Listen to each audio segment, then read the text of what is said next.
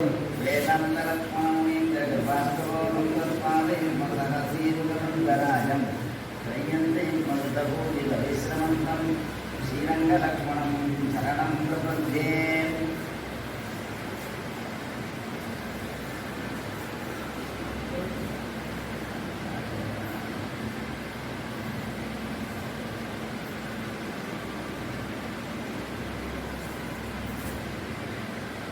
பெருமான் பல அவதாரங்கள் எடுத்தான்.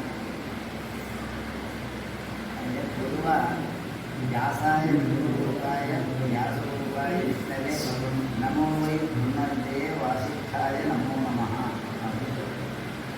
இந்த 4 வேதங்களை தொகுத்து அனந்தாமய வேதாகான்னு சொல்லி அவர் 4 வேதங்களை தொகுத்து புராணங்களையும் தொகுத்து எம்பெருமான் எப்பேற்பட்டவன், அவன் ஜெயகுண ரகிதன், சர்வ கல்யாண குணாகரன் அப்படின்னா சொல்லி அதை பிரதிபாதித்தார்கள். அந்த எதுக்கு இதெல்லாம் பிரதிபாதனம் செய்தார்கள் என்ன, நம்முடைய பாபங்களை போக்குவதற்காக. பிராரப்தம், ஆகாமி, சஞ்சிதம் 3 விதமான பாபங்கள். இந்த பாபங்கள்லேருந்து விடுபடுறதுக்கு அவரே ஒரு ஸ்லோகரூபேன கொடுத்திருக்கார். பரோபகார புண்ணியாய பாபாய பரபீடனம். இந்த சரீரம் அர்த்தாம் யோகியாஞ்ச சத்ருத்யோகிவேதேன்னு சொல்லி இந்த பரோபகார புண்ணியாய பாபாய பரபீடனம் வியாசர் நிறைய பண்ணிட்டார். அவரும் அவர் தோப்பனாரும் விஷ்ணு சத்வா சஞ்சாயத்தே ஞானம். அதனால் சத்வோன்மேஷனான சுத்த சத்துவமான எம்பெருமானுடைய சித்தி அச்சித்தி ஈஸ்வரன், சியப்பதியான சர்வேஸ்வரன், ஸ்ரீமன் நாராயணன், அவனே ஒரு பரம்பொருள் அப்படின்னு சொல்லி அந்த பரம்பொருளான எம்பெருமான் பாகவத பராகாட்சதான் உயர்ந்தது. ஆராதனானாம் சர்வேஷாம் விஷ்ணோர் ஆராதனம் பரம் தஸ்மாத் பரதனம் புரோக்தம் ததீயாராதனம் பரம்னு சொன்னார். அப்போ அந்த ததீயாராதனம் முக்கியம். அப்போ என்ன, ஏதாவது ஒரு உதவியை பரோபகார புண்ணியாய பாபாய பரபீடனம். பரபீடனம் நமக்கு பாபங்கள்ல இருந்து ஒரு போக்கு வழி என்னன்னா பரோபகாரம் தான் அப்படின்னு சொல்லி எதுக்கு ஸ்லோகார்த்தேன பிரவக்ஷ்யாமி யதுக்தம் கிரந்தபோனிஷு பரோபகார புண்ணியாய பாபாய பரபீடனம். நான் ஒரு ஸ்லோக அர்த்தம்,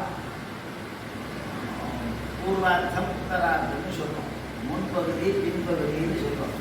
அந்த பின்பகுதியான ஸ்லோகார்த்தேன பிரவக்ஷ்யாமி யதுக்தம் கிரந்தபோனிஷு நான் நிறைய கிரந்தம் நிறைய நிர்மாணம் பண்ணிட்டேன்.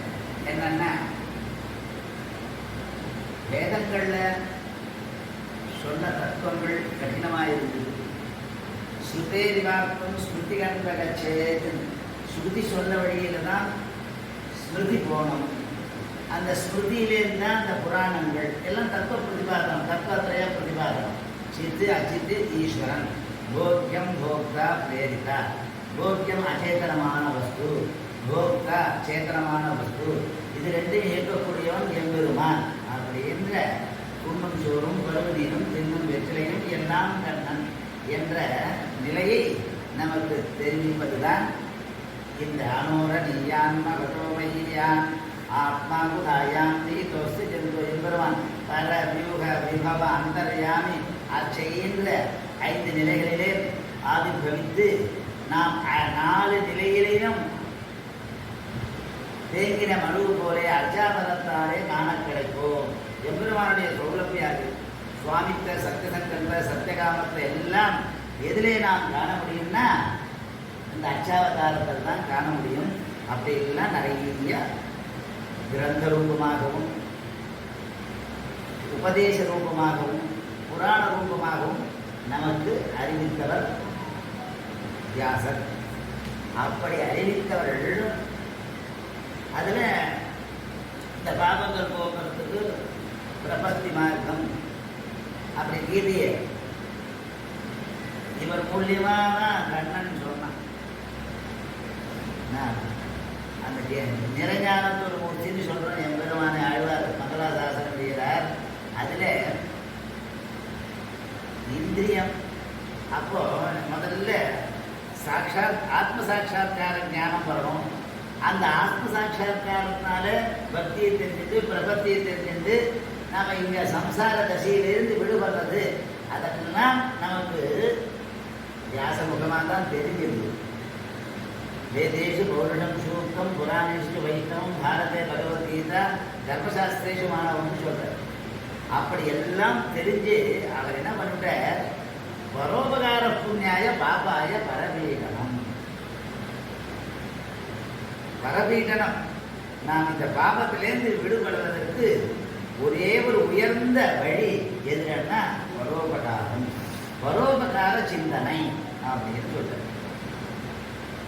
இங்கே ஏன் அந்த வார்த்தை இங்கே வந்தது அப்படின்னு சொன்னாக்க, இப்போ எந்த சுவாமி வந்தாலும் அது தென்னாச்சாரியரோ மடமோ அகோகட மடமோ ஆண்டவனாசோ யார் வந்தாலும் ஒரு ஒரு தங்கும் இடமாகவும் வைதிகால் சாப்பிட்றதுக்கு ஒரு வாழும் இடமாகவும் இருந்த காரணத்தாலே இந்த பரோபகார புண்ணியம் நமக்கு ஞானம் ரொம்ப கஷ்டம்.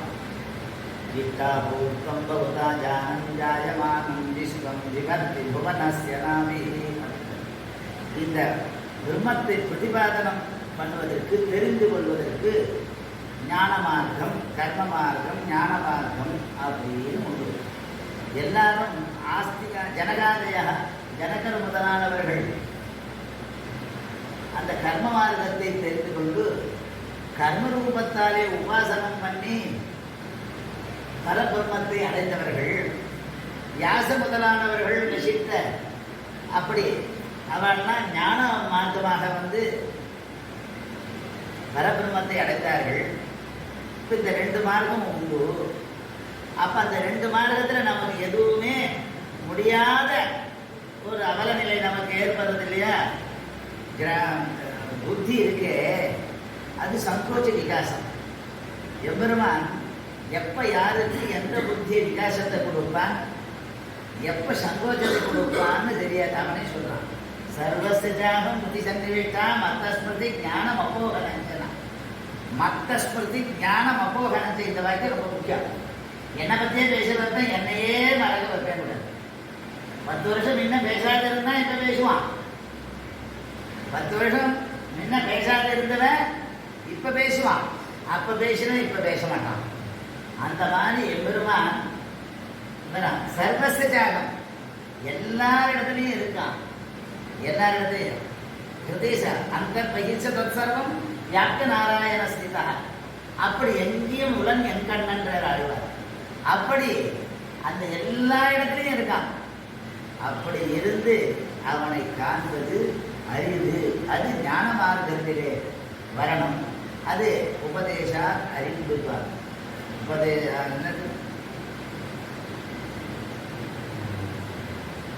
சாஸ்திரஞானம் பகுக்லேசம் புத்தே சரணகாரணாது.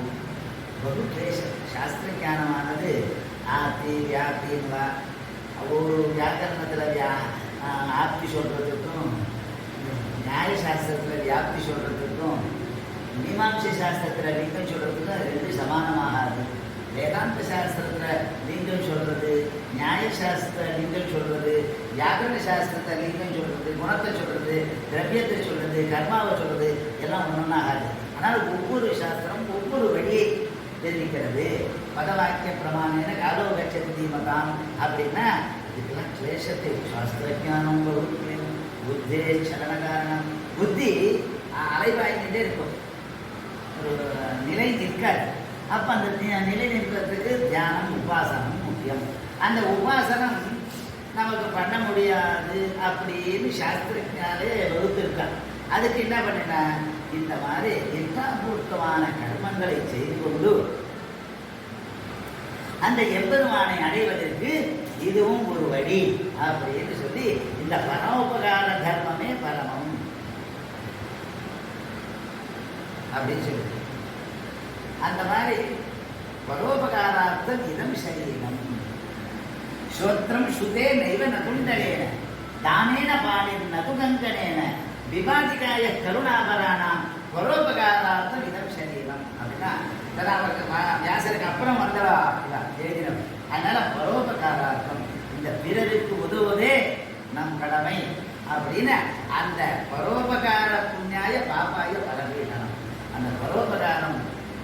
நாம் செய்தோமானால் நாம் பாபத்திலிருந்து விடுபடலாம் என்று வியாச பகவானே அருள் செய்தார்.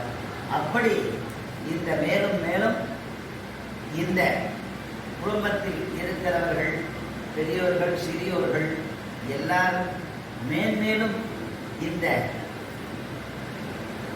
சிறிய முயற்சியில் சீரிய முறையில் தொண்டு செய்து எம்பெருமானை அடைவது நம்முடைய கடமை.